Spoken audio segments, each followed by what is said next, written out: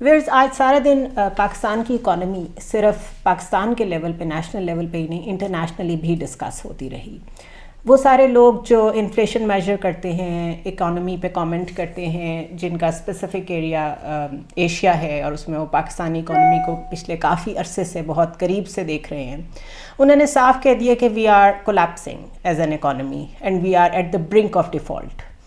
جہاں لوگ ایکسپرٹس یہ باتیں کر رہے تھے، وہاں ڈار صاحب کی ایک ٹویٹ آئی جس میں انہوں نے کہا کہ کوئی اینٹی اسٹیٹ ایلیمنٹس ہیں جو یہ باتیں پھیلا رہے ہیں کہ پاکستان ڈیفالٹ کے قریب ہے. ایسا کچھ بھی نہیں ہے، سب کچھ کنٹرول میں ہے، عنقریب IMF سے ڈیل بھی ہو جائے گی اور سب کچھ نارمل ہو جائے گا، ہم درست ڈائریکشن میں جا رہے ہیں.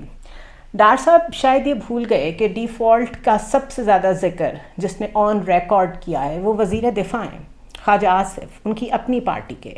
اور آج سے 1 مہینہ پہلے وہ یہ کہہ چکے ہیں کہ شاید ہم اس نہج پہ پہنچ جائیں کہ ہمیں LCs بالکل بند کرنی پڑ جائیں، ہم ڈیفالٹ کر جائیں اور آپ کو بہت زیادہ اس قسم کی معاشی پرابلمس کا سامنا کرنا پڑے کہ سوشل فیبرک بھی اس سے متاثر ہو. تو یا تو وہ مکمل بوکھلاہٹ کا شکار ہیں، یا وہ جانتے ہیں اور پھر بھی پالیٹکس کر رہے ہیں. اور اگر وہ جانتے بوجھتے ہوئے بھی اس طرح کی باتیں کر رہے ہیں تو شاید ان کو یہ نہیں معلوم کہ انٹرنیشنل میڈیا میں جتنا اس وقت پاکستان کی اکانومی پہ لکھا جا رہا ہے فار واٹ ایور ریزنس، وہ کسی سے ڈھکا چھپا نہیں ہے. اور ایکسپرٹس بھی، جرنلسٹ بھی، ہر کوئی وہ پڑھتا ہے اور سمجھ رہا ہے کہ ہم کس ڈائریکشن میں جا رہے ہیں. ایٹ دا سیم ٹائم کل کے ویلاگ میں ہم نے ڈسکس کیا تھا، بزنس ریکارڈر کی ایک سٹوری تھی اور ایکسپریس ٹریبیون کی ایک سٹوری تھی جس میں صاف ڈار صاحب کے بارے میں یہ لکھا ہوا تھا کہ کیونکہ IMF ان سے بات ہی نہیں کر رہا، اور IMF کا جو 8 مارچ تک کا ویب سائٹ پہ کیلنڈر ہے اس میں پاکستان کے ساتھ کوئی میٹنگ ہی نہیں ہے ایجنڈے پہ. اور ساتھ میں نے آپ کو یہ بھی بتایا تھا کہ یونائٹڈ اسٹیٹس کے ٹریجری ڈپارٹمنٹ کے ڈپٹی سیکرٹری کے ساتھ کسی اور ایجنڈا پہ ان کی میٹنگ تھی، اور اس میٹنگ میں وہ یہ بات لے آئے بیچ میں کہ آپ please as a country IMF کو ریکویسٹ کریں کہ وہ ہمارے ساتھ اپنا ایٹیچیوڈ ٹھیک کرے. یہ ساری جو باتیں ہیں وہ یہ سمجھ رہے تھے کہ شاید یہ آف کیمرہ ہیں، یہ لوگوں کو نہیں معلوم، لیکن یہ مستقل رپورٹ بھی کر رہے ہیں لوگ اور لکھا بھی جا رہا ہے اس پہ. اس وقت اگر یہ کہا جائے کہ ہماری معیشت ICU میں پہنچ گئی ہے تو بالکل ایگزیجریشن نہیں ہوگی. اس کی وجہ یہ ہے کہ ڈالر میں بھی آل نو کہ ہسٹورک اضافہ ہوا ہے، اور اس وقت اوپن مارکیٹ میں تقریباً 290 کا بک رہا ہے یہ. اور یہ جو ایکسچینج ریٹ کے ساتھ یہ لوگ فڈل کرتے ہیں اور اس کو انٹر بینک میں اور فلانی جگہ پہ یہ ریٹ ہے، اس کو تو IMF کلیئرلی کہہ چکا ہے کہ آپ صرف بات کریں تو اوپن مارکیٹ کی بات کریں کہ وہاں کیا ریٹ چل رہا ہے. تو 290 who could have imagined کہ آپ 170 کا کہتے تھے کہ ہونا چاہیے جب عمران خان کی گورنمنٹ تھی، اور اب یہ 290 پہ پہنچا ہوا ہے. اسی طرح جو شرح سود ہے وہ 3% بڑھا کے 20% پر لے گئے ہیں یہ، جو کہ 1996 کے بعد بلند ترین شرح سود ہے. عالمی مارکیٹ میں کمی کے باوجود پاکستان میں سونے کی جو فی تولہ قیمت ہے وہ 2,06,500 روپے کی نئی بلند ترین سطح پر آ گئی ہے، اور آج 9,400 روپیز کا اضافہ ہوا ہے اس میں. اسی طرح ملک میں مہنگائی کی جو شرح ہے وہ 48 سال کی بلند ترین سطح پر پہنچ گئی ہے، اور فیبرری میں ملکی برآمدات میں 19% کمی واقع ہوئی ہے. یوٹیلیٹی سٹورز پر وزیر اعظم پیکج کے تحت ملنے والا گھی اس وقت 115 روپے کلو مہنگا ہوا ہے.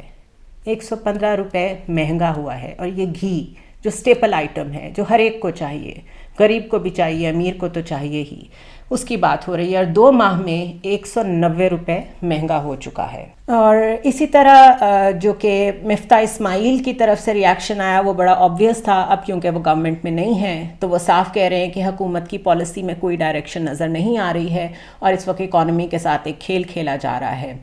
احسن اقبال نے ایک ایسی ٹویٹ کی جس سے ان کی انسینسٹیوٹی کا اظہار بھی ہوتا ہے، اور ان کے ڈم ویٹ ہونے کا. یا تو ان کو ادراک نہیں ہے، یا تو ان کو لوگوں کا بالکل درد نہیں ہے.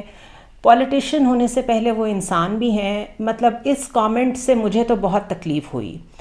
انہوں نے یہ کہا کہ ڈالر کی سپریم کورٹ کے 3-4 یا 2-3 کے فیصلے کو سلامی، ملک میں بے یقینی کا نشانہ معیشت. یعنی وہ اس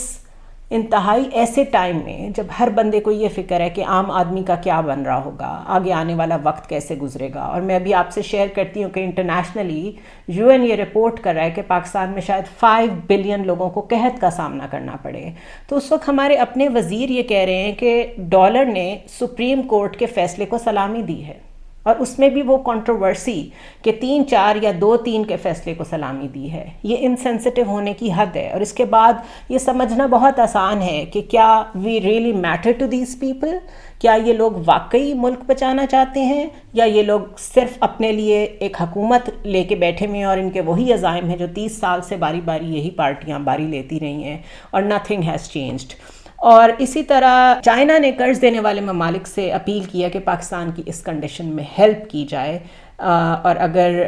ہم مل کے ہیلپ کریں تو کوئی وجہ نہیں ہے کہ پاکستان اس سچویشن سے نہ نکل سکے. تحریک انصاف نے اسحاق ڈار سے مستعفی ہونے کا مطالبہ کیا ہے. یہ تو ساری سچویشن اور یہ فیکٹس دیکھنے سے سمجھ آ جاتی ہے کہ ان کے پاس نہ تو ڈائریکشن ہے اور نہ ان کے پاس ویو ہے, اور ان لوگوں کے پاس شاید اب صرف یہ کنفیشن کرنے کا کوئی حوصلہ بھی نہیں ہے, جو کہ پولیٹیشین سے ایکسپیکٹ بھی نہیں کرنا چاہیے کہ وہ لوگ ایسا کریں گے. باہر کی دنیا میں مہذب معاشروں میں ایسے موقعوں پہ ریزائن کیا جاتا ہے اور گھر جایا جاتا ہے اور لوگوں سے کہا جاتا ہے کہ آپ دوبارہ سے اپنی لیڈرشپ کو چوز کر لیں. لیکن اگر اس طرف آئیں تو اس طرف بھی ایک کنٹروورسی جنریٹ کی گئی سپریم کورٹ کے فیصلے کو لے کے کہ ہم نے دیکھا کہ اعظم نذیر تارڑ نے فوراً سپریم کورٹ کے فیصلے کے بعد اس کو کنٹروورشل بنانے کی کوشش کی. لیکن اس سلسلے میں ان کا اوپینین تو ایسا ہی آنا تھا, ہم جانتے ہیں انہوں نے اس کو کنٹروورشل ہی کرنا تھا. جو امپورٹنٹ چیز ہے جو اعتزاز احسن صاحب نے بھی پوائنٹ آؤٹ کی ہے وہ میں آپ کے ساتھ شیئر کرنا چاہوں گی, کیونکہ وہ یہ سمجھتے ہیں کہ there was no reason کہ اس معاملے کو سپریم کورٹ کلیئر نہ کرے. اگر کسی فیصلے پہ اتنی زیادہ کنٹروورسی جنریٹ ہو رہی ہے, اور میں یہ اپنے پچھلے تجزیوں میں پہلے کہہ چکی ہوں کہ جو پوسچرنگ تھی عدلیہ کی وہ بہت ڈیفینسو تھی اور بہت زیادہ کوشش کی جا رہی تھی کہ کسی طرح بھار ان کے اوپر نہ پڑے اس بڑے فیصلے کا, کیونکہ انہوں نے بہت سارے لوگوں کو خوش بھی رکھنا ہوگا یقیناً. تو کچھ ایسی ہی بات اعتزاز احسن جیسے سینئر وکیل بھی کہہ رہے ہیں کہ یہ معاملہ فیصلے میں کلیئر کیوں نہیں کیا گیا. ایک فٹ نوٹ کو لے کے 24 گھنٹے میں جو کنٹروورسی کریٹ کی گئی وہ تو اپنی موت آپ مر گئی, it has died down its own death. لیکن اس کنٹروورسی کو ایوائڈ کیا جا سکتا تھا اگر سپریم کورٹ بہت کھل کے ملک کی بقا کے لیے, اور یہ سمجھ کے کہ یہ آئین کا مسئلہ ہے, بہت کھل کے اور دبا کے ایک فیصلہ دے سکتی تھی, ڈٹ کے ایک فیصلہ دے سکتی تھی, جو کہ اس نے نہیں دیا, اور اس کے بعد اس پہ کوئی کلیریفیکیشن بھی نہیں دی. وہ یہ کہہ رہے ہیں کہ اگر اس فیصلے کو پہلے کلیئرلی نہیں لکھا گیا تو کیا ایک پریس ریلیز جاری کر کے اس کی وضاحت نہیں کی جا سکتی تھی. اور اس سے تو ایسا لگتا ہے کہ فیصلہ تو حکومت کے خلاف دیا گیا ہے, لیکن ساتھ میں اسے موقع بھی دیا گیا ہے کہ وہ اسے ایشو بنا کر اس پر سیاست کریں اور اپنے ایجنڈے کو آگے بڑھائیں. یہ سارے معاملات جس حد تک کنٹروورشل یہ گورنمنٹ کر سکتی تھی اس نے کیا. صدر کے آفس کو جتنا ملائن کر سکتی تھی انہوں نے کیا. جتنے کیسز عمران خان پہ بنائے جا سکتے تھے, جو کرپشن ڈھونڈی جا سکتی تھی وہ انہوں نے ڈھونڈی. اس فیصلے کو سپریم کورٹ کو کس طریقے سے انفلوئنس کرنا ہے اس کے لیے مریم نے جو رول پلے کیا, جس طرح ججز کو ٹارگٹ کیا, وہ ہم سب نے دیکھا. اس کے باوجود سپریم کورٹ نے ایک بہت ویک فیصلہ بہرحال نہ کرتے ہوئے بھی آئین کے حق میں دے دیا, جس کو آج جو ہائی کورٹس ہیں لاہور میں اور پشاور میں انہوں نے انڈورس کیا, اور الیکشن کمیشن نے بھی کہا کہ ہم توہین عدالت نہیں کریں گے اور ہم مشاورت صدر کے ساتھ اور جہاں جہاں ہماری اسسٹنس کی ضرورت ہے ہم وہ بھی پرووائڈ کریں گے, اور ان اداروں کو بھی